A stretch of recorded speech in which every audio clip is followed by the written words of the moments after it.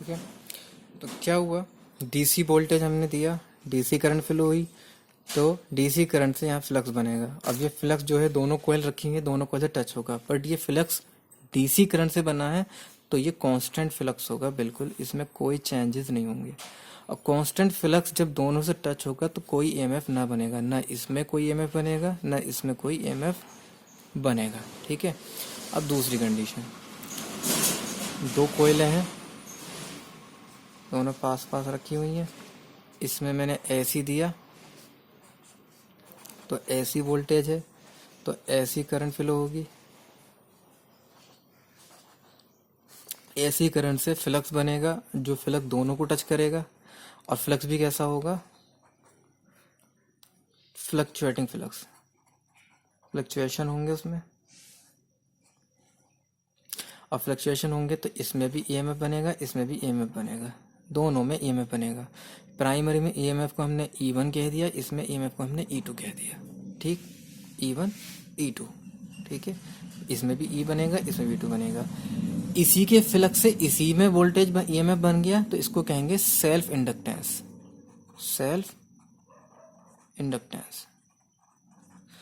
और पहली वाली के फ्लक्स से दूसरी में जो है, किसी दूसरी बाइंडिंग में जो ईएमएफ बना, इसको कहते हैं म्यूचुअल इंडक्टेंस, म्यूचुअल इंडक्टेंस, है ना। यानी फ्लक्स तो इसका था बट ईएमएफ इसमें बना दिया, है ना। इसके फ्लक्स ने इसमें ईएमएफ बनाया तो इसलिए म्यूचुअल इंडक्टेंस हो गया, और इसके फ्लक्स ने इसी में ईएमएफ बनाया तो सेल्फ इंडक्टेंस हो गया। और इसमें जो फ्लक्स बना, उस ईएमएफ बना, उसमें इसको E1, और इसमें जो ईएमएफ बना उसको E2 कहा, E1 E2। अब फैराडे ने क्या कहा था, पहले लॉ में ये कहा था फैराडे ने कि ईएमएफ बनने के लिए, ईएमएफ बनने के लिए क्या कंडीशन है, एक तो कॉइल जरूरी है, दूसरा फ्लक्स जरूरी है जो मैं फ्लक्स बता रहा हूँ बन रहा है, और तीसरा फ्लक्स का चेंज होना जरूरी है। तो बाइंडिंग भी है, फ्लक्स भी है, चेंज भी हो रहा है, क्योंकि एसी करंट से बना है इसलिए ईएमएफ बन गया। लेकिन दूसरे लॉ में फैराडे ने क्या कहा था कि ईएमएफ जो बनेगा वो कितना बनेगा, तो ईएमएफ इज इक्वल टू है N d phi upon d t, ये कहा था फैराडे ने। अब d phi upon d t यानी फ्लक्स और चेंजेबल फ्लक्स, यानी फ्लक्स तो है बट टाइम के साथ चेंज हो रहा है, तो चेंजेबल फ्लक्स तो दोनों के लिए सेम है, इसके लिए भी, इसके लिए भी, आपका प्राइमरी के लिए भी और सेकेंडरी के लिए भी, दोनों के लिए सेम है फ्लक्स, क्योंकि फ्लक्स तो सेम ही है, दोनों से टच हो रहा है। सिर्फ चेंज क्या है, आपका एन अलग है, ये इसके N1 टर्मिनल है, ये इसके N2 टर्मिनल है, सॉरी टर्न्स, ये टर्न्स कितने हैं। अब जिसके ज्यादा टर्न्स होंगे उसका ईएमएफ ज्यादा होगा, समझे। तो E1 इज इक्वल टू कितना हो गया, N1 d phi upon d t, और E2 इज इक्वल टू कितना हो गया, N2 d phi upon d t, क्योंकि E2 के लिए तो ये टर्न ये वाले है ना, और E1 के लिए ये वाला टर्न है, सिंपल है। अब अगर इसके टर्न ज़्यादा हैं तो ये ज़्यादा होगा, अगर इसके टर्न्स कम है तो E2 कम होगा। तो वही E2 वोल्टेज का कॉन्सेप्ट आ गया जो मैंने बताया कि वोल्टेज कम या ज़्यादा करता है, तो इस तरह से वोल्टेज कम ज़्यादा करता है। लेकिन ये एनर्जी को ट्रांसफर कर रहा है, ट्रांसफर इस प्राइमरी वाइंडिंग से सेकेंडरी वाइंडिंग में एनर्जी जो ट्रांसफर हो रही है, बट किस फॉर्म में हो रही है, इलेक्ट्रोमैग्नेटिक फॉर्म में। ध्यान रखें, इलेक्ट्रिकली ये दोनों वाइंडिंग कनेक्ट नहीं है, ये वाइंडिंग अलग है, ये वाइंडिंग अलग है, इलेक्ट्रिकली कनेक्ट नहीं है ये वाइंडिंग, बट ये दोनों वाइंडिंग किस तरह कनेक्ट है, मैग्नेटिकली, क्योंकि फ्लक्स जो था उससे दोनों वाइंडिंग कनेक्ट है, तो ये मैग्नेटिकली कनेक्ट है। तो हुआ क्या, पहले इलेक्ट्रिकल एनर्जी जो थी आपकी, जो इलेक्ट्रिकल एनर्जी थी वो मैग्नेट बन गई, मैग्नेटिक एनर्जी बन गई, फिर मैग्नेटिक एनर्जी से फिर से इलेक्ट्रिकल एनर्जी बनी। ठीक है। तो ये सर्किट जो प्राइमरी का आपका सर्किट है और ये जो आपका सेकेंडरी है, ये दोनों इलेक्ट्रिकली कनेक्ट नहीं है, ये अलग है, ये अलग है। दोनों किससे कनेक्ट है, मैग्नेटिकली से, यानी मैग्नेटिकली दोनों एक दूसरे से कनेक्ट है। तो इतना सा कॉन्सेप्ट है ट्रांसफार्मर का, ले लेते हैं।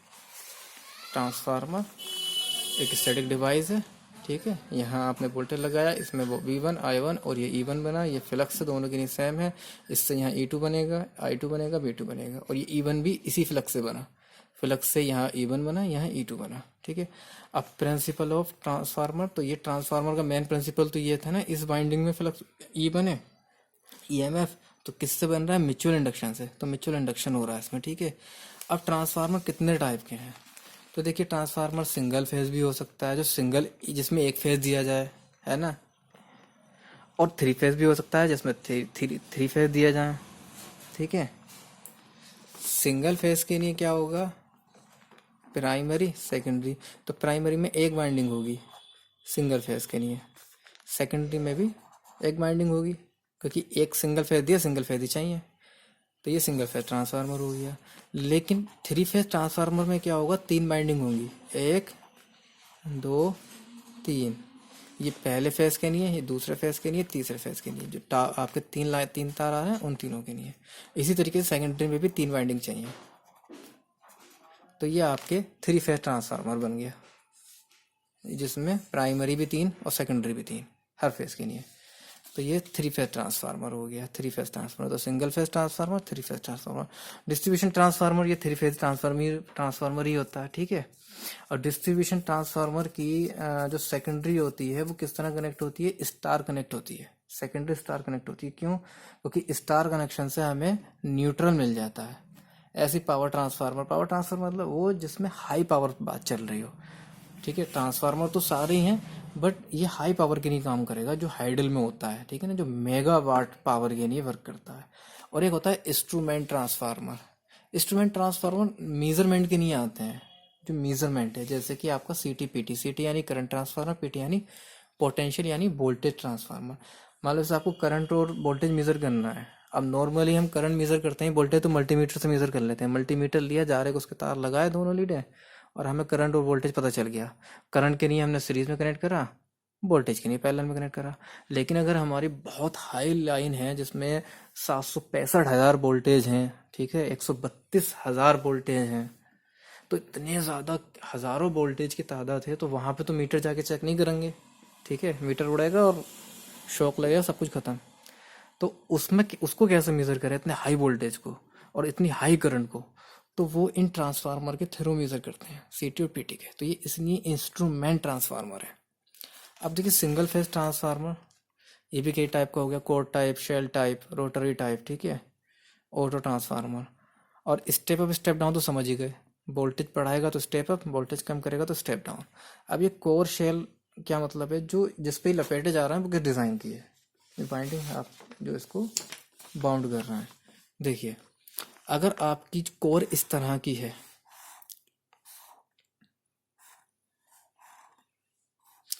और आपने एक बाइंडिंग यहाँ कर दी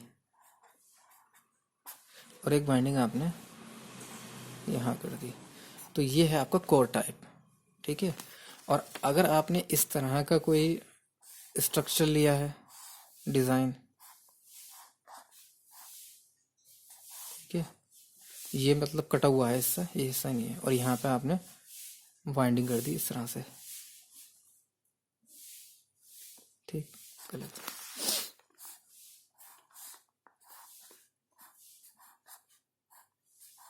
और आपने एक वाइंडिंग यहाँ कर दी और दूसरी वाइंडिंग भी यहीं कर दी, तो इसको कहते हैं शेल टाइप, यानी सेम ही जगह आपने वाइंडिंग कर दी, ठीक है। इसको फिर से देख लेते हैं, टेंशन नहीं लेने का।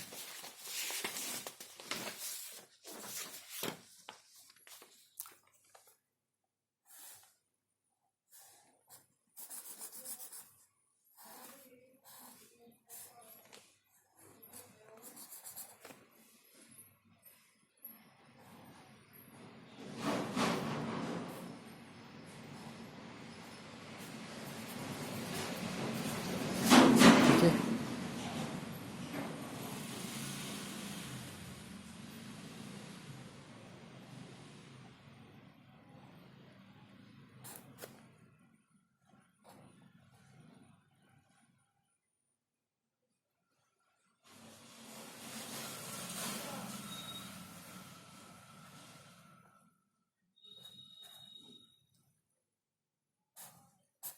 तो इस तरह जो यहाँ पे ये इसको लिम्स कहते हैं, ये लिम्ब कहलाता है, लिम्ब। एक लिम्ब ये है, एक लिम्ब ये है, यानी एक ये और एक ये, इस पर अलग अलग वाइंडिंग करी, प्राइमरी इधर और सेकेंडरी अलग, तो ये कहलाता है कोर टाइप ट्रांसफार्मर। और एक वो जिसमें इस तरह से हो, मतलब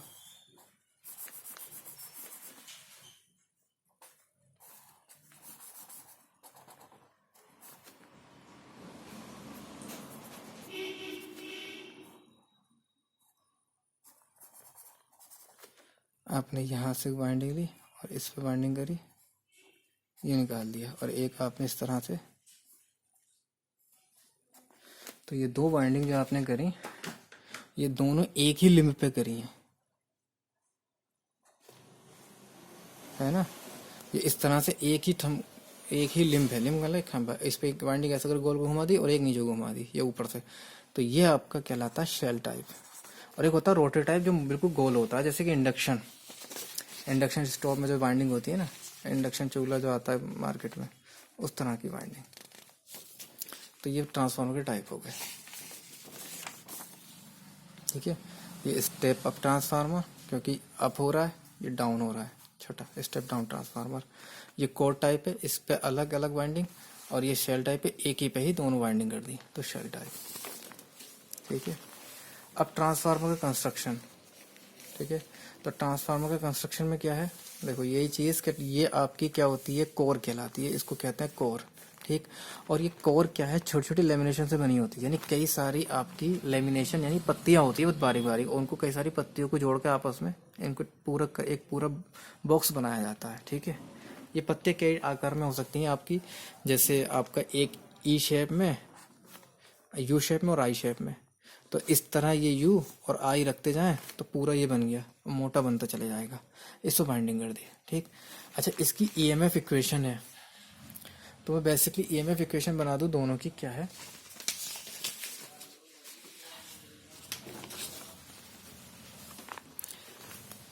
ये आपका प्राइमरी बाइंडिंग, ये आपकी सेकेंडरी बाइंडिंग। इसमें भी ईएमएफ बना E1, इसमें भी ईएमएफ बना E2, वही फ्लक्स से। तो इन दोनों का फॉर्मूला क्या है, तो E1 इज इक्वल टू होता है 4.44 फ्रीक्वेंसी फ्लक्स N1, और E2 का फॉर्मूला होता है 4.44 फ्रीक्वेंसी N2, ठीक है, N2 4.44 frequency flux N2, E2 में N2 और E1 में N1। ये ईएमएफ इक्वेशन है दोनों ट्रांसफार्मर की ईएमएफ इक्वेशन, इनको अच्छे से याद कर लीजिए, ठीक है। ईएमएफ इक्वेशन, इसका पूरा कंस्ट्रक्शन किस तरह से ईएमएफ इक्वेशन बनती है, तो प्राइमरी में N1, सेकेंडरी में N2, और ये मैक्सिमम फ्लक्स से दोनों तरफ सेम फ्लक्स एफ फ्रिक्वेंसी है जो उसकी होगी। तो अब आ रहा है एवरेज रेट ऑफ फ्लक्स, यानी फ्लक्स का रेट का मतलब ये होता है कि आपको टाइम से डिवाइड करना है फ्लक्स को, तो फ्लक्स को टाइम से डिवाइड करना है, तो ये फ्लक्स को टाइम से डिवाइड करा। अब चूंकि मैक्सिमम फ्लक्स है तो मैक्सिमम फ्लक्स यहाँ होता है ना, मैक्सिमम फ्लक्स यहाँ होता है, और ये 90 डिग्री होती है आपका, ये 0 डिग्री, ये 90 डिग्री, ये आपका 180, ये आपका 270, और ये आपका 360, ऐसे ही फिर आगे बढ़ते चले जाएं। ये टाइम जो होता है यहाँ से यहाँ तक का कैलकुलेट करा जाता है पूरा, एक पूरी साइकिल जिसमें पॉजिटिव नेगेटिव दोनों आ जाएं। अगर मैं ध्यान से बताऊँ आपको, तो ये पॉजिटिव साइकिल, ये निगेटिव, ये हाफ है, ये हाफ है, ये पॉजिटिव, ये नेगेटिव, दोनों को मिला करके पूरी एक साइकिल कहलाती है। कंप्लीट साइकिल पॉजिटिव नेगेटिव को मिला के बनती है। तो यहाँ से यहाँ तक पूरी साइकिल है, और एक साइकिल के जो टाइम है उसे टी कहते हैं। तो यहाँ से यहाँ तक के टाइम को टी कहेंगे, तो यहाँ से यहाँ तक के टाइम को टी, और आधे के नहीं है, अगर हम यहाँ तक का ले टाइम तो कितना हो जाएगा, T/2 हो जाएगा, मतलब इसका ले टाइम यहाँ से यहाँ तक का, तो आधा हो गया ना पूरे से, तो T/2 हो गया। अब इसके अंदर भी यहाँ से यहाँ तक ले, सिर्फ इसके नहीं है, तो T/4 हो जाएगा। तो यहाँ से यहाँ तक का टाइम कितना हो गया, T/4, और फ्लक्स मैक्सिमम किस पे है, T/4 पे है। और रेट का मतलब होता है कि आपको टाइम से डिवाइड करना, मतलब दर, जैसे आप बैंक में जाते हैं ना, तिमाही 3 महीने की दर से, 2 महीने की दर से, तो रेट, तो फ्लक्स के रेट करना है तो इसको टाइम से डिवाइड करना, और टाइम कौन सा, T/4 का, तो T/4 से डिवाइड कर लिया। अब टाइम और फ्रिक्वेंसी में सेम रिलेशन होता है, टाइम और फ्रिक्वेंसी में सेम रिलेशन होता है कि T इज इक्वल टू होता है 1/f, और F इज इक्वल टू होता है 1/t, यानी T की जगह आप 1/f लिख सकते हैं, ठीक है। तो T की जगह 1/f लिख सकते हैं, और T/4 था तो अपॉन/4 भी आ जाएगा। तो यहाँ पे T/4 था तो 1/f4 तो ऐसे ही रहा, अपॉन में T की जगह 1/f आ गया। अब ये 1/4f ऊपर चले जाएगा सीधे, इसको आप कैलकुलेशन करेंगे मैथमेटिकली, तो 4 फ्रिक्वेंसी 5m हो गया, ठीक, एवरेज। अब क्या होगा, इंड्यूस ईएमएफ पर टन। ये 1 टन का था, तो 1 टन के लिए हो गया आपका ये जितना अभी हमने बनाया था 1 टन का, मतलब टन होता है ना हमारे पास, तो ये भी 1 टन का है, कोई टन की बात हमने करी नहीं है। जब अगर टन हमें बढ़ाने हैं तो हमें पूरा पूरा टन की वैल्यू लिखनी पड़ेगी, है ना। प्राइमरी में N1 टन और सेकेंडरी में N2 टन, तो वो बाद में लिख देंगे। अब देखिए आपका एक होता है form factor. Form factor equal to क्या होता है, RMS upon average. RMS upon average, यहाँ से अगर RMS की वैल्यू निकालेंगे तो क्या होगा, RMS इज इक्वल टू ये दोनों की मल्टीप्लाई हो जाएगी भाई, इसके नीचे 1 मान लीजिए आप, तो इसकी तो इससे मल्टीप्लाई कर लीजिए, एक की क्रॉस मल्टीप्लाई, तो RMS आ गया, और इन दोनों की मल्टीप्लाई कर ली यहाँ पे, तो फॉर्म फैक्टर इंटू एवरेज। तो जो हमारी जो वैल्यू थी एवरेज वैल्यू थी, इस एवरेज में अगर फॉर्म फैक्टर से मल्टीप्लाई कर दे तो हमें RMS वैल्यू मिल जाएगी। अब फॉर्म फैक्टर कितना होता है हमारा, ध्यान रखना, फॉर्म फैक्टर हमारा होता है 1.1, ऐसी के केस में साइन वेव के लिए 1.11, sorry 1.11, form factor 1.11, form factor होता है 1.11, 1.11, और इसकी कोई यूनिट नहीं होती है फैक्टर की, 1.11 बस। तो अगर मैं 1.11 यानी फॉर्म फैक्टर की यहाँ वैल्यू लगा के इससे मल्टीप्लाई कर दूं तो क्या आ जाएगा, RMS वैल्यू आ जाएगी। तो देखिए RMS वैल्यू के लिए, RMS वैल्यू के लिए क्या करा मैंने, फॉर्म फैक्टर और एवरेज वैल्यू, तो ये फॉर्म फैक्टर 1.11 है, और 4/5m जो मैंने अभी निकाला था उसकी 1.11 से मल्टीप्लाई कर दी, तो अब ये एवरेज की जगह RMS बन गई, तो यानी 4.44 और फ्रिक्वेंसी 5m, ये हमारा क्या हो गया, RMS वैल्यू आ गई। अब ये 1 टन के लिए है, और आपको 2 टन के लिए लेना है तो 2 से मल्टीप्लाई करें, 3 टन के लिए लेना है 3 से, और प्राइमरी में अगर N1 टन है तो N1 से मल्टीप्लाई कर दीजिए, तो बस इसको N1 से मल्टीप्लाई कर दिया, बस आ गया सिंपल। और अगर N2 से मल्टीप्लाई कर दे तो E2 निकल आएगा दूसरी बाइंडिंग का, ठीक है। अब आता है इक्विवेलेंट सर्किट।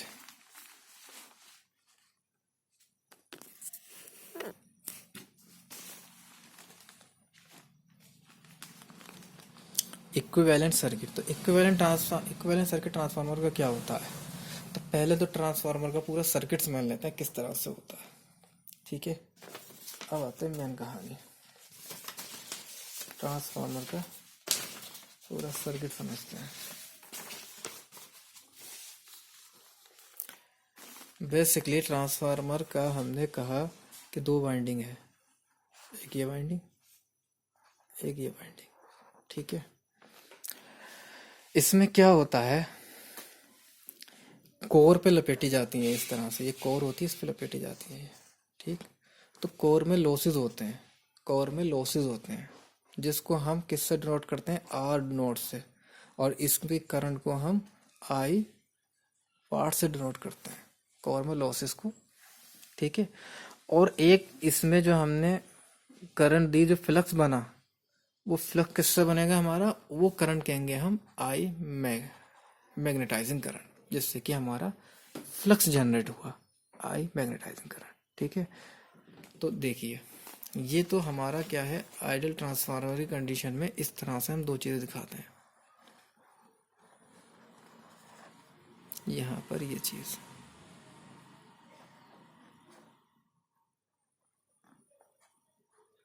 ये इस तरह से, ये हमारा R नोड है और ये हमारा X नोड है। R नोड का मतलब कोर लॉस, ये कोर लॉस कुछ हो करेगा, कोर लॉस कितना होगा हमारा IW, और ये जो करंट है हमारी, ये वो करंट है जो आपका मैग्नेट बना रही है, फ्लक्स बना रही है, IM इसका नाम है, और इन दोनों करंट का टोटल हो गई I नोड करंट। जब ट्रांसफार्मर हमारा ओपन है, खुला हुआ है, यहाँ पे कुछ नहीं लगा हुआ है, इसमें जब ये बाइंडिंग ओपन है तो करंट कितनी होगी, 0। ध्यान रखना, जब सर्किट कंप्लीट नहीं होता है, बाइंडिंग खुली होती है, यानी कहीं से तार टूटा हुआ है, तो करंट फ्लो नहीं होगी, इसमें कोई करंट फ्लो नहीं हो रही है, ठीक है। तो इसमें कोई करंट फ्लो नहीं हो रही है। जब ये ओपन होता है, नो लोड लगा होता है, कोई लोड नहीं, लोड का मतलब है यहाँ पे कोई लगा हुआ नहीं है, जब कुछ नहीं लगा हुआ तो इसको कहते हैं नो लोड, और नो लोड का मतलब है कि जब यहाँ पे प्राइमरी में जो करंट फ्लो होगी वो नो लोड करंट फ्लो होगी, जब लोड नहीं लगा होगा तो प्राइमरी में नो लोड करंट फ्लो होगी, I नोड। और I नोड 2 पार्ट में डिवाइड हो जाती है, कोर लॉस में और इसमें आपके मैग्नेट बनाने में। उस टाइम काम ही क्या है इसका, या तो मैग्नेट बनाएगी, कोर लॉस होंगे, तो ये 2 चीज़ें आ गई, ठीक।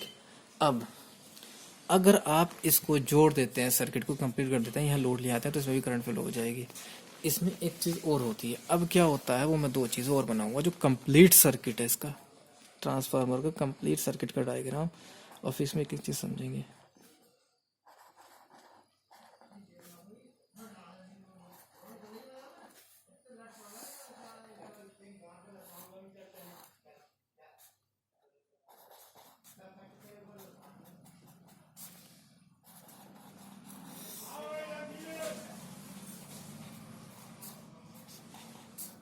देखिए, यह हमने इनपुट वोल्टेज दिया, ठीक। ये R1 रेजिस्टेंस है किसका, कॉपर के वायर का। जो कॉपर वायरिंग आप कर रहे हैं लगातार, उस वाइंडिंग का कुछ रेजिस्टेंस जरूर होगा, वो हमने यहाँ रेजिस्टेंस दिखा दिया। ये X1, ये क्या है, जो फ्लक्स हमारा निकला था इस वाइंडिंग से, जो फ्लक्स निकला है और इससे जाके टच हुआ है, तो कुछ फ्लक्स तो हमारा लीक भी हो रहा है ना भाई। इस वाइंडिंग से फ्लक्स निकला, अब पूरे में फैल गया, तो यहाँ भी तो कुछ फ्लक्स जाएगा, इधर भी तो कुछ फ्लक्स जाएगा। वो फ्लक्स तो हमारा यूज़ नहीं हो रहा। वो जो फ्लक्स हमारा लीक हुआ है, उस लीकेज का इंडक्टेंस, तो वो है लीकेज इंडक्टेंस X1। इसी तरीके से प्राइमरी में भी कोई वाइंडिंग है, तो उसका R2 रेजिस्टेंस कह दिया, और लीकेज इंडक्टेंस को हमने X2 कह दिया, ठीक। और इन दोनों को जो मिला देते हैं, यानी टोटल जो रेजिस्टेंस होता है सेकेंडरी एसी में, उसको कहते हैं इम्पीडेंस। इम्पीडेंस को शो करते हैं Z से, Z1, ठीक है। यानी टोटल जो हो गया वो इम्पीडेंस हो गया। इसमें यहाँ करंट फ्लो हुई I। तो देखिए, एक तो रेजिस्टेंस हो गया, एक लीकेज हो गया, इंडक्टेंस। और अब आ गई वही वाली कहानी कि एक होगा कोर लॉस, R0 जिसको दिखा रहा हूँ, इसमें I वाट करंट दिखाएंगे इस वाली में। एक होगा आपका मैग्नेटाइजिंग करंट, जो आपका इस X नोड में दिखाएंगे, जिससे फ्लक्स बन रहा है। और ये हो गई I नोड करंट। और ये जो करंट है आपकी I2 डैश से, जितनी यहाँ पे I2 करंट है, उसका प्राइमरी में इक्विवेलेंट, ठीक है। इसमें I2 करंट है। अच्छा, इसमें यहाँ पे E1 वोल्टेज बनेगा, इंड्यूस होगा, इसमें E2 वोल्टेज इंड्यूस होगा, ठीक। और यहाँ पे I2 करंट, और यहाँ होगा V2 वोल्टेज, जो आउटपुट वोल्टेज है आपका, जो लोड को मिल रहा है। इस तरह से पूरा सर्किट कंप्लीट हुआ है। ये V1, इस सारे terminal clear. V1 current I1 यहाँ तक गई। अब इसके दो पार्ट होगा, I0 और I2 डैश, ठीक है। इधर I2 डैश, I0 करंट से एक तो कॉपर लॉसेस के लिए दिखा दिया, और एक हमने मैग्नेटाइजिंग करंट के लिए दिखा दिया। दूसरा, ये प्राइमरी वाइंडिंग का कॉपर रेजिस्टेंस है, ये लीकेज इंडक्टेंस है, ये वाइंडिंग का रेजिस्टेंस, ये लीकेज इंडक्टेंस, ठीक है। ये I2 करंट, ये E2 जो इंड्यूस हुआ, ये E1 इंड्यूस हुआ, ये आपका आउटपुट वोल्टेज V2 हो गया। और इन दोनों को मिलाकर Z2, और इन दोनों को कंप्लीट जो रेजिस्टेंस, जो इम्पीडेंस आएगा, वो Z1, ठीक। ये हमारा पूरा ट्रांसफार्मर का एक सर्किट है, रियल सर्किट। अब इसका इक्विवेलेंट सर्किट बनाना होता है। इक्विवेलेंट सर्किट में ये होता है कि आप कुछ जो बहुत कम वैल्यूज़ होती हैं उनको नेगलेक्ट कर देते हैं, ठीक। दूसरा, सेकेंडरी को प्राइमरी की तरफ आप ट्रांसफ़र कर देते हैं, इक्विवेलेंट ले लेते हैं, यानी सेकेंडरी के इक्विवेलेंट प्राइमरी की तरफ ले लेते हैं। इसके क्या प्राइमरी इक्विवेलेंट होंगे, तो देखिए आप। तो ये ट्रांसफार्मर का ये पूरा डायग्राम तो वही बना, ठीक। अब क्या कर रहा है आगे,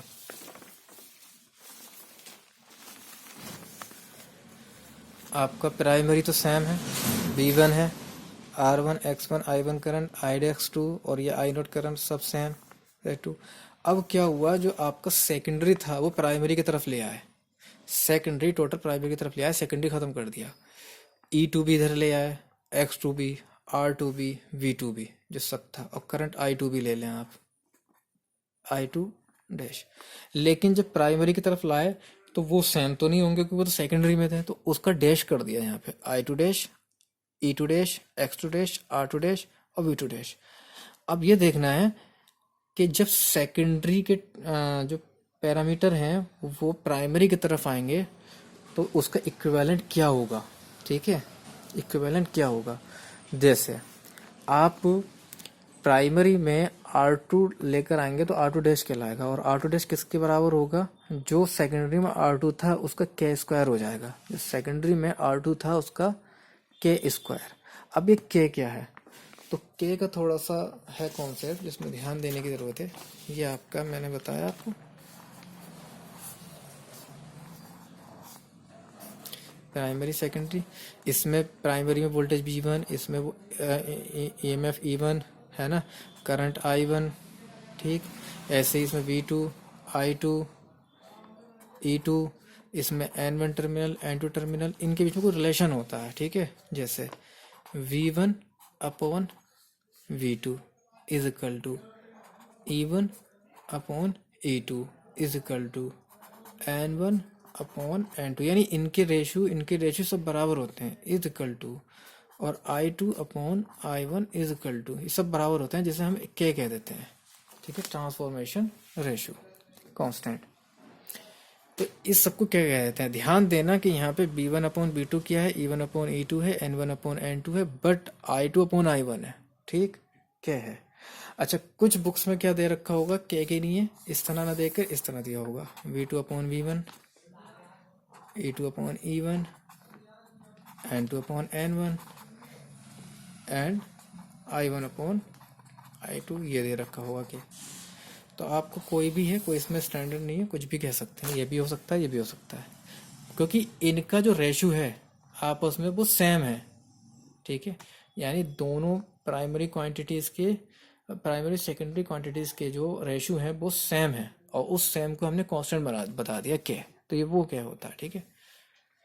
अब ये के जो है इसका स्क्वायर, प्राइमरी में जो सेकेंडरी में रेजिस्टेंस R2 था उसका के स्क्वायर प्राइमरी के ट्रांसफ़र होगा, ठीक। इसी तरीके से ये सारे प्राइमरी की तरफ ट्रांसफ़र होंगे इनकी वैल्यूज़ के साथ। अब आता ही है, इसके बाद हमने क्या करा, क्योंकि ये हमारा क्या था, बहुत ही कम वैल्यू का है, नेग्लिजिबल है, इसलिए इसको इसके इधर ट्रांसफ़र कर दिया, क्योंकि इधर ट्रांसफ़र करने से कोई ज़्यादा बड़ा फ़र्क नहीं पड़ेगा, ठीक है। जो चीज़ नेग्लिजिबल होती है उसको हम इग्नोर कर देते हैं। तो ये पूरा पैटर्न जो था हमारा, जो नो लोड कंडीशन पे था, बहुत कम होता है, 2 से 4% होता है, कुल 2 से 4%, इसलिए इसको इग्नोर करके यहाँ ट्रांसफ़र कर दिया, और लास्ट में से ख़त्म ही कर देंगे बिल्कुल जा करके। तो इधर ट्रांसफ़र कर दिया, तो वही B1 I1 और ये सब सेम है, पूरा ऐसे ही का ऐसे ही, ठीक है। अब क्या होगा, E1 इजिकल टू E2 डेक्स तो है ही, B1 है, I1 है, ये ऐसे ही रख दिया हमने। अब ये R1 R2 इसका दोनों को मिला के इक्विवेलेंट लिख दिया, R1 और R'2 का इक्विवेलेंट करके R इक्वल लिख दिया। इसी तरीके से X1 और X'2 दोनों को मिला के प्लस करके X1 प्लस X'2 की जगह X इक्विवेलेंट लिख दिया। तो इस तरह ये दोनों आपस में यहीं आ गए। अब लास्ट में क्या करा, अप्रोक्सीमेट इक्विवेलेंट सर्किट में ये बहुत कम होता है, 2 से 4% होता है, तो इसको इग्नोर ही कर दिया पूरी तरीके से सर्किट से। तो खाली आपका B1 वोल्टेज, B2 डेक्स वोल्टेज, इनपुट आउटपुट, और जो इनके रेजिस्टेंस इंडक्टेंस थे, ठीक है, वो ये रह गए बस।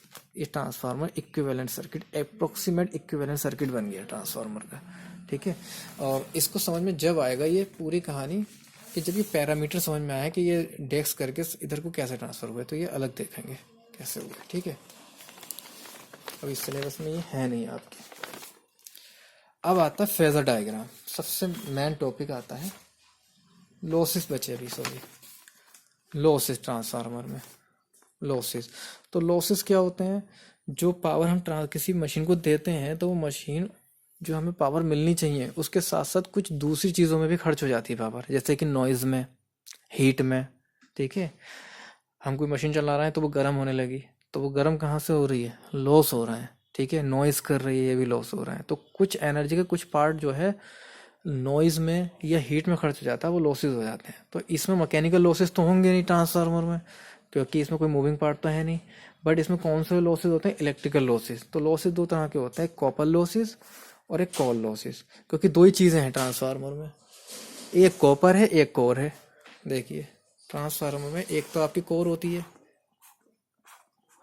ये तो कोर होती है, और एक आपकी कॉपर वाइंडिंग होती है जो वाइंडिंग कर रहे हैं इधर भी इधर भी। तो एक तो कॉपर आ गया, एक कोर आ गई। तो जो कॉपर में लॉसेस है कॉपर लॉसेस, जो कोर में है तो कोर लॉसेस। तो कॉपर लॉसेस में क्या होंगे, प्राइमरी में I1 स्क्वायर R1 और सेकेंडरी में I2 स्क्वायर R2, क्योंकि कॉपर लॉसेस क्या होते हैं, I स्क्वायर R होते हैं, I स्क्वायर R। तो प्राइमरी में I1 स्क्वायर R1 और सेकेंडरी में I2 स्क्वायर R2। ठीक है। और जो कोर लॉसेस है वो दो तरह के होते हैं, फिर आगे डिवाइड होता है दो, एडी करंट लॉसेस और hysteresis losses. Eddy current losses, hysteresis losses, eddy current losses, hysteresis losses. अभी एडी करंट लॉसेस का फॉर्मूला है, ये हिस्टैरिसीस लॉसेस का फॉर्मूला है। ये क्या होते हैं eddy current losses, hysteresis losses? Hysteresis losses तो इस तरह से समझिए आप कि आपका ये कोई मटेरियल है, जो कोर थी आपकी, समझे, ये वाली कोर, तो इसमें आपने सपोज करिए यहाँ पे आपका मैग्नेट रख दी दो, ये ऐसे ही एन है, ये ऐसे ही एन है, तो ये एन पोल इसके पास में रखा हुआ है, यहाँ पे एस पोल यहाँ रखा हुआ है। तो इससे क्या होगा, मटेरियल में कुछ डोमेन्स होते हैं, मटेरियल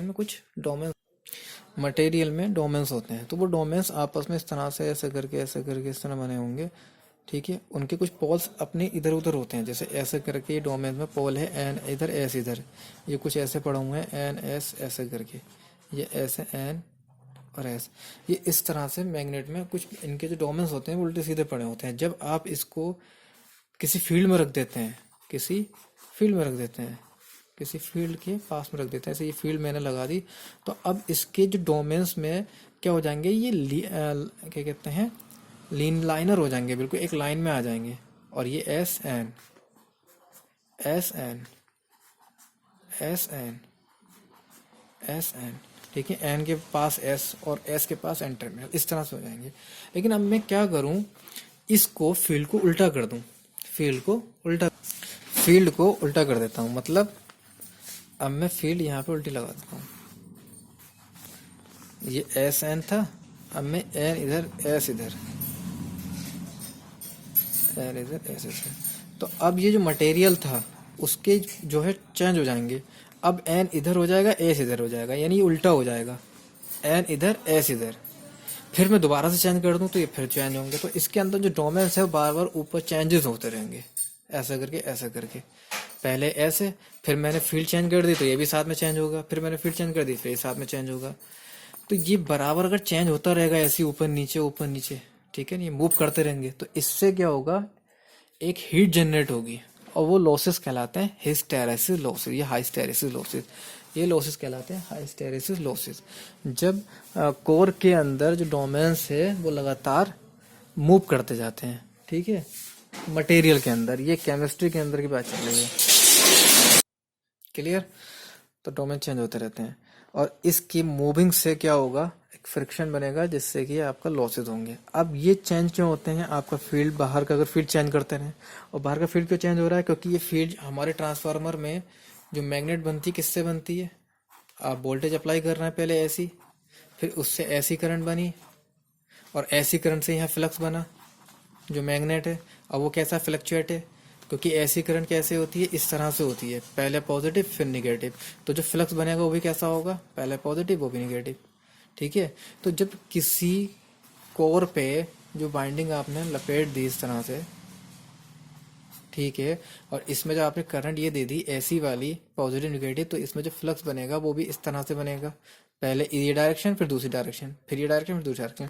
तो इसमें जो फ्लक्स है कभी ये वाला एन पोल ये वाला एस पोल, फिर थोड़ी देर बाद अगले साइकिल में ये एस ये वाला एन, फिर उसके बाद फिर से पॉजिटिव होगा तो ये एन ये एस, फिर उसके बाद ये। तो इस तरह से ये आपके पोल चेंज होते रहेंगे, जिससे इस मटेरियल के अंदर के जो लाइनरेशन वो जो हो रहा है एक लाइन में जो हो रहा है वो बार बार चेंज होते रहेंगे।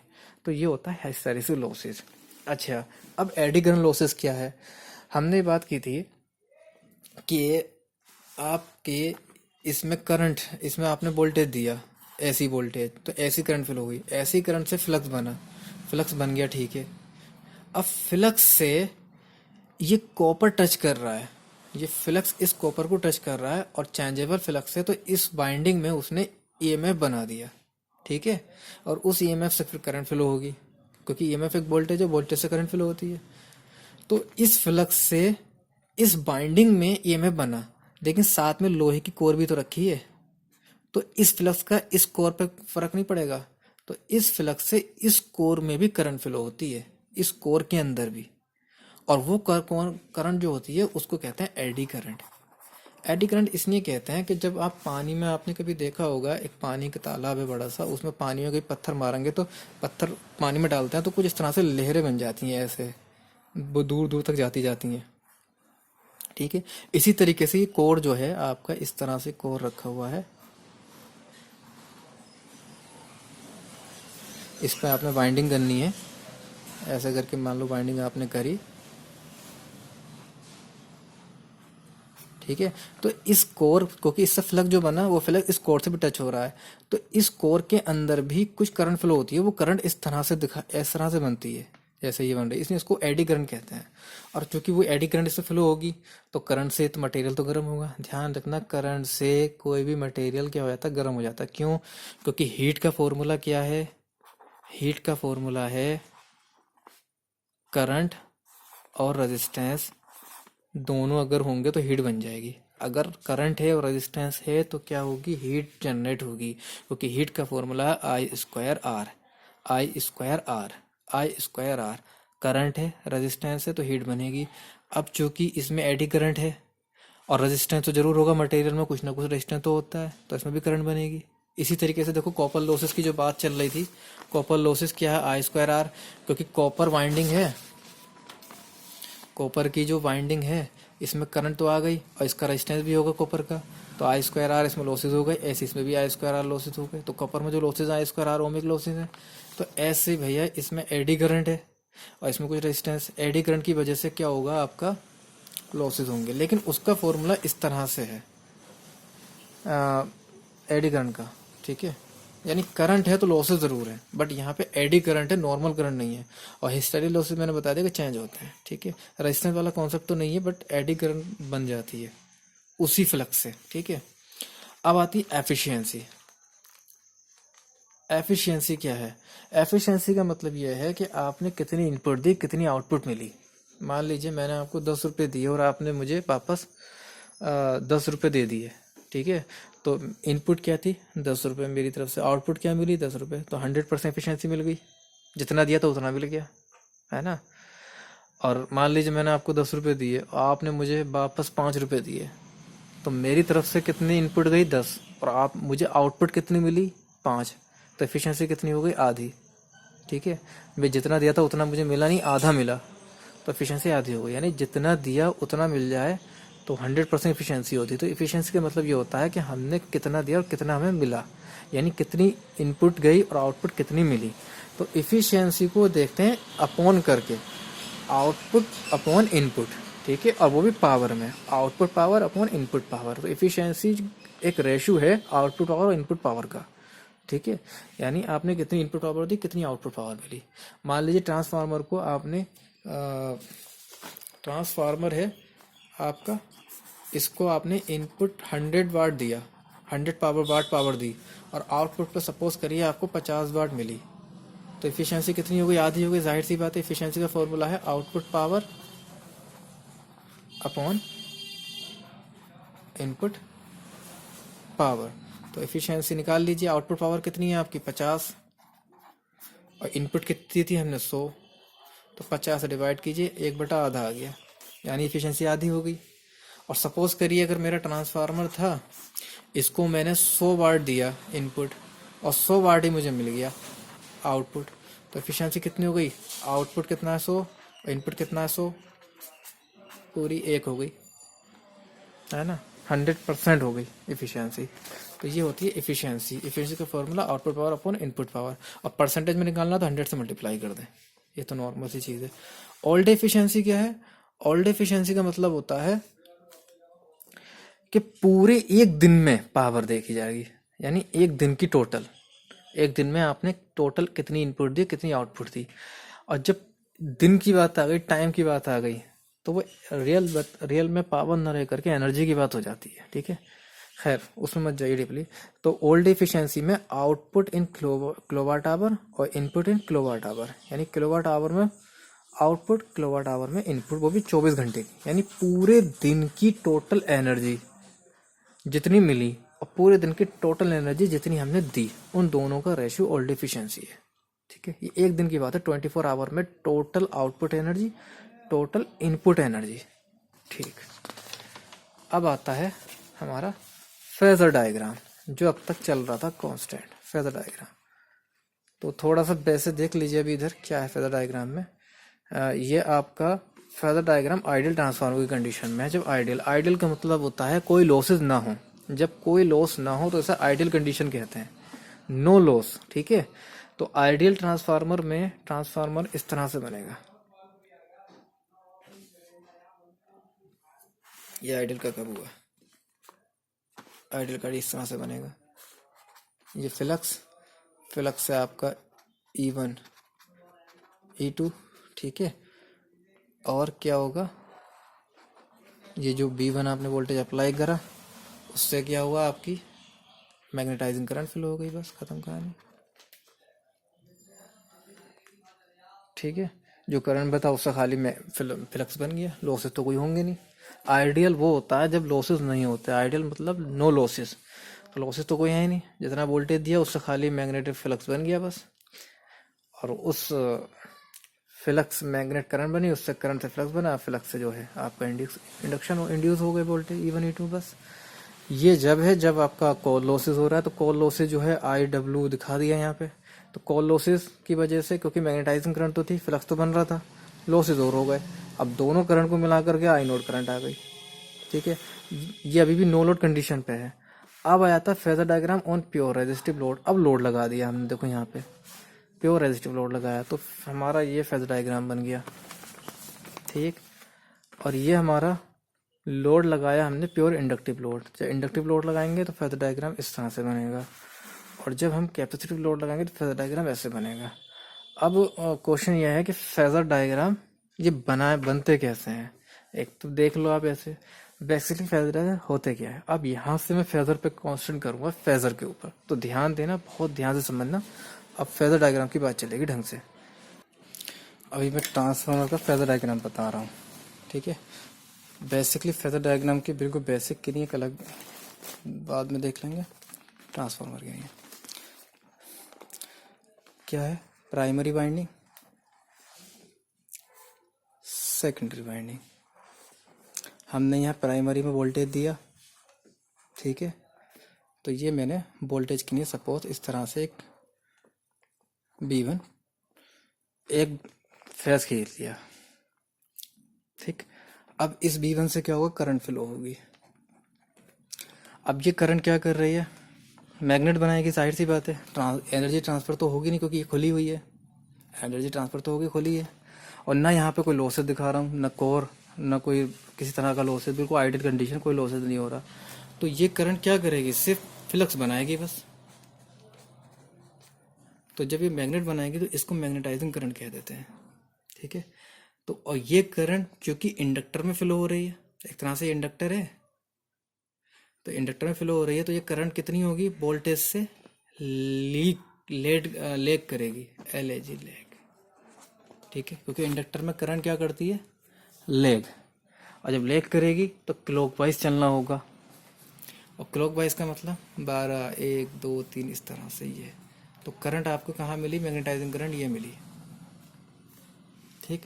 अब इस करंट से क्या हुआ, फ्लक्स बना, और फ्लक्स करंट के ही साथ होगा, तो फ्लक्स भी यहीं आ गया, ठीक है।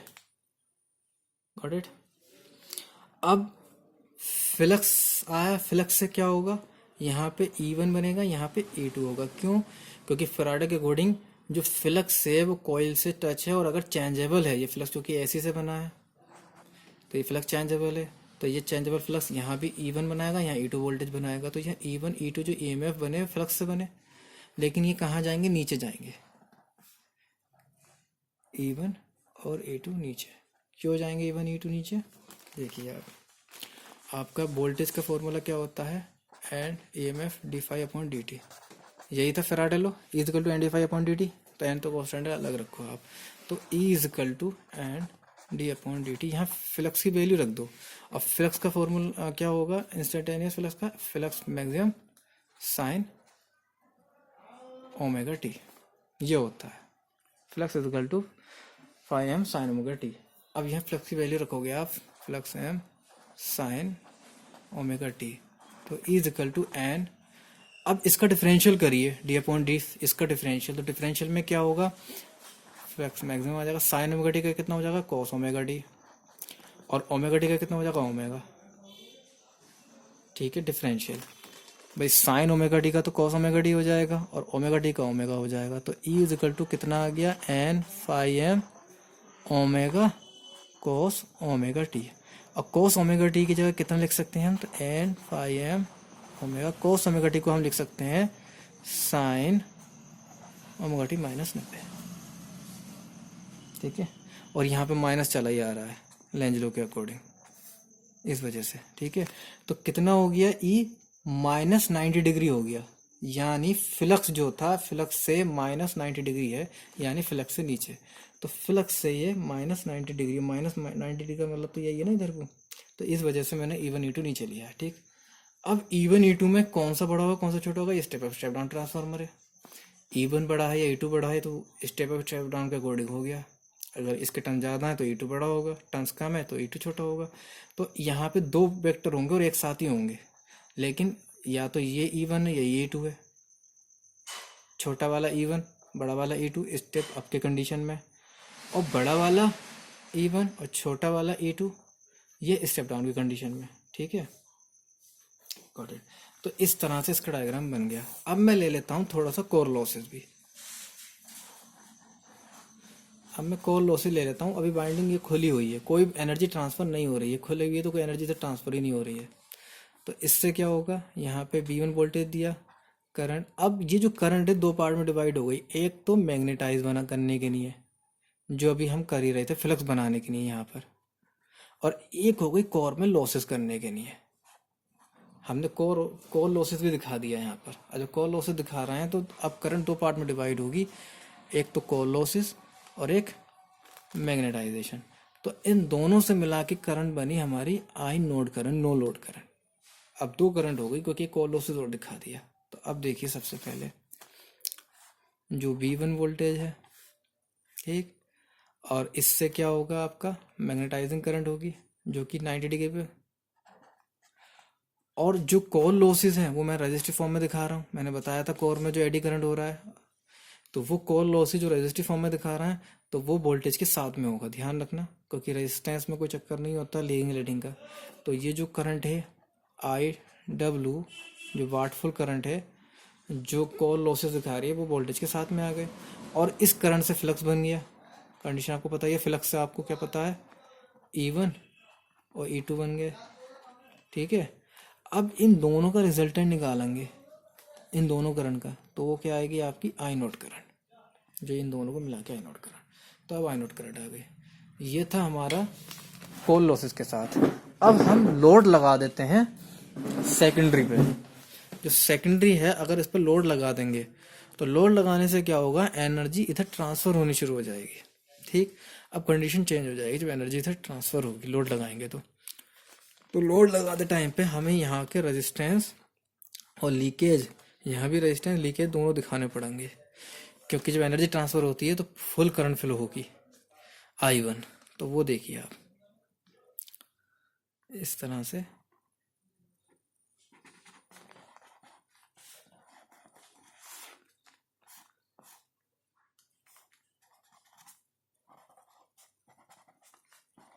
ये लोड लगा दिया।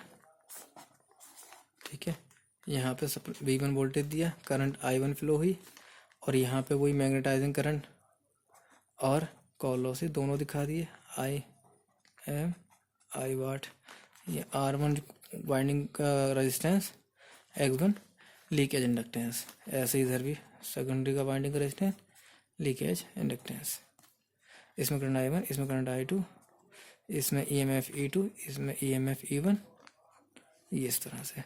ठीक, और दोनों का फ्लक्स सेम है, फ्लक्स। अब इन सबको शो करना है, ये V2 वोल्टेज हो गया यहाँ पे इस लोड पर, इन सबको शो करना है। तो कैसे शो करेंगे, सपोज करिए सबसे पहले मैं फ्लक्स ड्रॉ कर लेता हूँ, जो फ्लक्स मेरा है। अब वो फ्लक्स से जो जनरेट हुए E1 E2 वो कहाँ जाएंगे, यहाँ नीचे। मान लीजिए छोटा वाला E1 बड़ा वाला E2, यहाँ से यहाँ तक E2 है, यहाँ से यहाँ तक E1 है। अब देखिए जो करंट फ्लो होगी वो कैसी है ये देखना है। ठीक है, मान लीजिए लोड प्योर रेजिस्टिव है, प्योर रेजिस्टिव यानी रेजिस्टेंस लगाया लोड के फॉर्म में। जब रेजिस्टेंस लगाया है, ठीक है, तो अब करंट इस लोड के साथ में होगी, V2 और I2 साथ में होंगे। क्यों? क्योंकि V2 जो वोल्टेज है वो किसके साथ में, रेजिस्टेंस के साथ, इसलिए ये दोनों साथ में होंगे। रेजिस्टेंस के केस में न लैगिंग होता है न लीडिंग। लेकिन ये एक इंडक्टर है, यहाँ देखिए ये एक इंडक्टर है, इंडक्टर में वोल्टेज है और यही करंट I2 यहाँ से निकल के इधर को जा रही है, तो इन दोनों के बीच में रिलेशन थोड़ा अलग होगा, E2 I2। और इंडक्टर में करंट क्या करती है, लैग करती है, तो I2 लैग करेगी इस E2 से, तो लैग का मतलब यहाँ दिखा दिया मैंने I2 करंट। नहीं समझ में बात? देखिए ये एक इंडक्टर है ना, इंडक्टर में वोल्टेज है और यहाँ से करंट I2 निकल कर आई, इस तरह से ये पूरे में चली जाएगी, तो I2 करंट E2 से लैग करनी चाहिए, तो E2 से लैग करा दी। ठीक, अब जो V2 है वो लोड पर है और लोड मैंने रेजिस्टिव लिया हुआ है, तो रेजिस्टेंस के केस में न लैग न लीड, वोल्टेज करंट साथ में होते हैं। रेजिस्टेंस के केस में वोल्टेज और करंट साथ में होते हैं, तो जो कि यहाँ पे लोड रेजिस्टिव है, तो जो V2 होगा वो I2 के साथ में होगा, तो जहाँ V2 है वही I2 होगा। तो मान लीजिए V2 हो गया वोल्टेज। ठीक, चलिए, तो ये V2 वोल्टेज आ गया। अब बात आता है आपका R2 वोल्टेज का। इस पे जो वोल्टेज ड्रॉप होगा R2 पे, अब वोल्टेज ड्रॉप कितना होगा, I2 R2। ठीक है, और रेजिस्टेंस पे वोल्टेज ड्रॉप कितना होगा, करंट के साथ होगा, ध्यान रखना करंट के साथ। तो करंट की डायरेक्शन ऐसे है, तो इसका भी इस तरह से ही होगा, I2 R2 वोल्टेज ड्रॉप। ठीक है, सेम ही होगा। अब बात आता है X2 पे वोल्टेज ड्रॉप क्या होगा। तो X2 पे वोल्टेज ड्रॉप ध्यान रखना, ये एक तरह से मैंने इंडक्टेंस दिखाया है, तो X2 में वोल्टेज ड्रॉप कितना होगा, 90 डिग्री हो जाएगा करंट से 90 डिग्री, ध्यान रखना। तो करंट से 90 डिग्री, ये इस तरह से ये आ गया I2 X2, ये पूरा डायग्राम बन गया। ठीक, अब ऊपर की कंडीशन में आ जाए, तो ये E1 इधर है डायरेक्शन, और अगर E1 का जैसे अपोजिट ले लें तो कितना आ जाएगा, -E1 आ जाएगा, -E1। ठीक है, वो क्यों, देखो यहाँ पे ये V1 वोल्टेज है, I1 है, R1 X1, और साथ में यहाँ पे जो वोल्टेज है जो EMF है E1 है।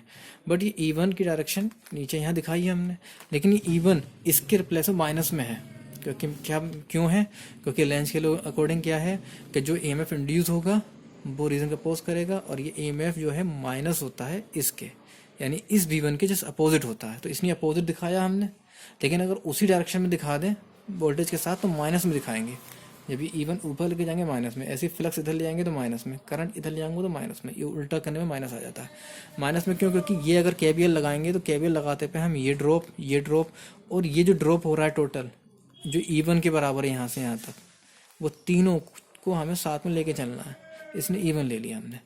अब देखो करंट कहाँ जाएगी, IW तो मैं यहाँ ले लूँ वो छोटी सी, और I मैग्नेटाइजिंग करंट फ्लक्स के साथ ही आती है, ध्यान रखें, फ्लक्स और मैग्नेटिक करंट, और दोनों को निकाल के ये I नोड करंट आ गई। ठीक है, I नोड करंट। अब देखिए जो प्राइमरी में यहाँ पे I2 डैश करंट थी वो I2 का जस्ट रिफ्लेक्ट होगी, तो I2 इधर है तो इसका I2 डैश करंट यहाँ आ गई, I2 डैश करंट। ठीक, अब I2 डैश और I नोड का रिजल्टेंट होगी हमारी इस तरह से I1 करंट, ये हो गई I1 करंट। I2 डैश और I नोड इन दोनों का resultant, I2 dash I node in दोनों का रिजल्टेंट क्या हो गया, I1 करंट हो गई, तो वो I1 करंट ये आ गई। ठीक, अब जब I1 करंट आ गई तो अब इसके सारे वोल्टेज ले लो। देखो R1 में वोल्टेज ड्रॉप क्या होगा, करंट के साथ में होगा, तो करंट की डायरेक्शन ऐसे है, तो यहाँ पे वोल्टेज हमारा कैसा जाएगा, बिल्कुल करंट के साथ, ये I1 R1 चली गई। और इंडक्टेंस में कितना जाएगा, 90 डिग्री मूव हो जाएगा, तो 90 डिग्री मूव करा दिया ये, तो I1 X1 हो गया, और थोड़ा ज़्यादा हो जाएगा, और यहाँ से ये वोल्टेज हमारा इस तरह से आ गया V1, जो V1 वोल्टेज है। तो ये डायग्राम बन गया, और ये डायग्राम मुश्किल है समझ में आया हो, दोबारा से डायग्राम पूरा बनाना है। ठीक है, मगर इसमें एक चीज़ समझाना चाह रहा हूँ मैं दोबारा से करने में, कि ये I2 X2 में मुड़ना समझ में आ गया, क्योंकि X2 इंडक्टिव है तो जाहिर सी बात है कि ये 90 डिग्री होगा, लेकिन इधर ही क्यों हुआ, इधर क्यों नहीं हुआ ये समझ में आ रहा है, बताइए। क्योंकि करंट है और ये क्या है, voltage, volt be equal to I X होता है ना। तो ये वोल्टेज है। अब वोल्टेज करंट से इधर को मूव क्यों करा हमने, करंट ऐसे है और हमारा वोल्टेज इस तरह से। ये क्वेश्चन समझ में आ रहा है, क्योंकि इंडक्टर में वोल्टेज आगे होता है, लीड करता है, और लीड का मतलब होता है एंटी क्लॉकवाइज, और एंटी क्लॉकवाइज का तो जाहिर सी बात है इधर को जाएंगे ऐसे करके एंटी क्लॉकवाइज के लिए, इसलिए लिया हमने। ठीक है, चलिए अब मैं दोबारा से फिर बना देता हूँ जिससे कि पूरी तरह से क्लियर हो जाए सारी चीज़। सबसे पहले मान लीजिए मैंने फ्लक्स ले लिया जो बना था। अब फ्लक्स किसकी वजह से बना था, मैग्नेटाइजिंग करंट के, जो कि साथ में होगा, और इस फ्लक्स से जो बना जो कि -90 डिग्री E1 E2 आ गया। अब जो इसमें करंट थी सेकेंडरी में I2 करंट, वो जाहिर सी बात है लेग करेगी क्योंकि इंडक्टर का मैटर है, तो I2 करंट, और चूंकि प्योर रेजिस्टेंस लगाया है तो वोल्टेज जो होगा V2 इसी के साथ होगा, तो V2 इसके साथ आ गया। अब इसमें जो R2 ड्रॉप है वो भी करंट के साथ ही होगा, I2 R2, क्योंकि रेजिस्टेंस में तो करंट के साथ ही रहता है। अब जो X2 वाला मैटर है उसमें 90 डिग्री मुड़ना है, हमें 90 डिग्री मुड़ना है, तो I2 X2 मुड़ गए, और ये पूरा इस तरह दिखा दिया हमने यहाँ पे, ये पूरा हो गया। और E1 का जस्ट अपोजिट लेंगे तो कितना आ जाएगा, -E1, क्योंकि प्राइमरी में E1 का कांस्टेंट साथ में लेना है, और यहाँ पे IW करंट साथ में आ गई, और दोनों का रिजल्टेंट आई मैग्नेटाइजिंग का वो I0 करंट है, तो वो आ गया। और I2 को रिफ्लेक्ट कितना आ जाएगा, प्राइमरी के लिए I2 डैश का जस्ट अपोजिट, और I2 डैश और I नोड का कितना हो जाएगा, I1 करंट, रिजल्टेंट करंट आ जाएगी, और उस I1 करंट के ही डायरेक्शन में ही अब आप देखिए तो आपका रेजिस्टिव जो R1 में जो वोल्टेज ड्रॉप हो रहा था वो करंट के साथ साथ होगा, तो करंट की डायरेक्शन ऐसे है, तो R1 में भी जो वोल्टेज ड्रॉप होगा करंट के साथ होगा। क्यों, क्योंकि रेजिस्टेंस में करंट वोल्टेज साथ होता है, तो ये वोल्टेज जो है करंट की डायरेक्शन में आ गया। अब जो इंडक्टिव होगा 90 डिग्री मुड़ जाएगा इस तरह से, तो ये आपका I1 X1 हो गया, और ये आपका V1 आ गया। क्यों V1 आ गया, क्योंकि V1 के कई टुकड़े हो रहे थे। V1 आपका एक तो लीकेज में भी खर्च हो रहा था X1 में, एक R1 में भी खर्च हो रहा था, और एक ये जो आपका -E1 आया है इसमें, गौर से देख लो तीनों चीज़ों में, क्योंकि V1 वोल्टेज जो है वो तीन उसमें जा रहा है, एक तो R1, एक X1, और एक ये E1, और E1 माइनस में होगा। ठीक है, इस तरह बन गया। अब सपोज करिए मैं बिल्कुल क्या ले लेता हूँ, लोड दूसरे पे बनाता हूँ, प्योर इंडक्टिव लोड ले लेता हूँ। कैसा, इंडक्टिव लोड। अब इंडक्टिव लोड लगा रहे हैं, इंडक्टिव लोड, तो पहले सर्किट बना लूँ, रेजिस्टेंस, लीकेज,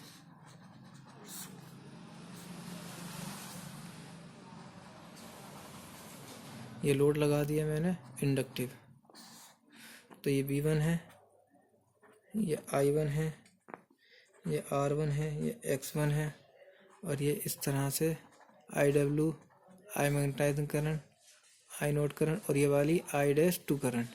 ठीक है, ये I'2 I2 के रिफ्लेक्ट में कैसे आई, ये सब एक पैरामीटर है जो ट्रांसफ़र होते हैं प्राइमरी सेकेंडरी, वो टॉपिक तुम्हारे सब्जेक्ट में है नहीं, तो इसे बाद में देख लेंगे सिलेबस कंप्लीट करने के बाद। अगर R2 X2, ठीक है, और ये लोड पे V2 वोल्टेज, और ये A2, और इसमें करंट जो फिल होगी वो I2 करंट हमारी यहाँ से ऐसे करके यूँ करके फिल हो रही है। ठीक है, ये अब इसमें देखिए सबसे पहले मैंने बनाया आपका फ्लक्स, जो फ्लक्स दोनों में है। इस फ्लक्स किससे बना, ये मैग्नेटाइजिंग करंट से, इस वाली मैग्नेटाइजिंग करंट से, और इस फ्लक्स से जो बनेंगे E1 E2 वो नीचे, मान लीजिए E1, ये E2, स्टेप अप ट्रांसफार्मर ले लिया, E2 बड़ा ले लिया, E2 E1 के मुकाबले बड़ा ले लिया स्टेप अप ट्रांसफार्मर। अब इस E2 में करंट I2 जो फ्लो होगी लैग करेगी, जाहिर सी बात है इंडक्टर है तो करंट लैग करेगी, तो करंट मैंने I2 लैग करा दी।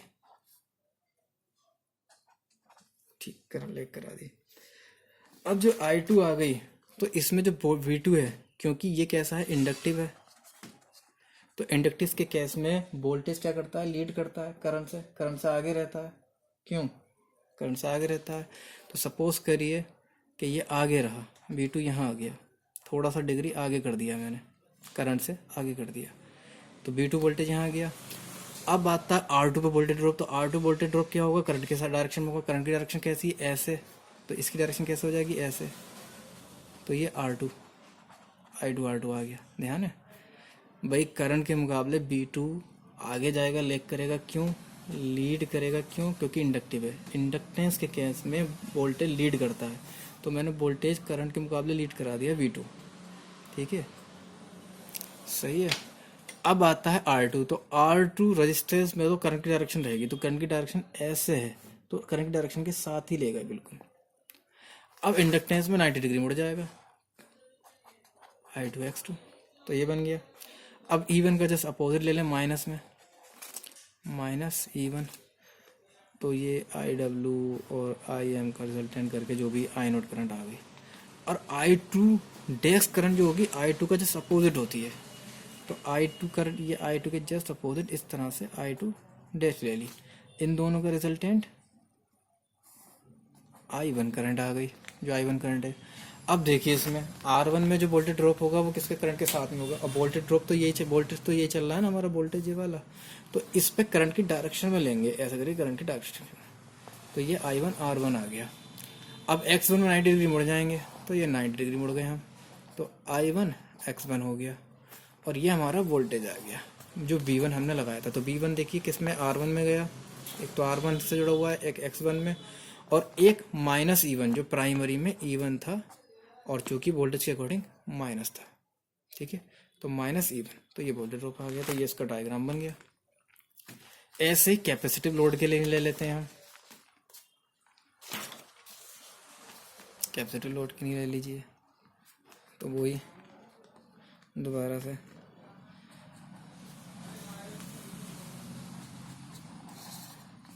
V1 R1 X1 E1, और वही पूरा झमेला। और ये करंट I1, ठीक, इंडक्टेंस, रेजिस्टेंस, और ये लोड R2 X2 E2, और करंट I2, और यहाँ पे V2 वोल्टेज। ठीक है, इतनी चीज़ है। और ये करंट कौन सी है, I0, मतलब ये वाली I0 करंट है, ये IW, ये I मैग्नेटाइज, और ये करंट I'2 जो इसके प्राइमरी इक्विवेलेंट। ठीक है,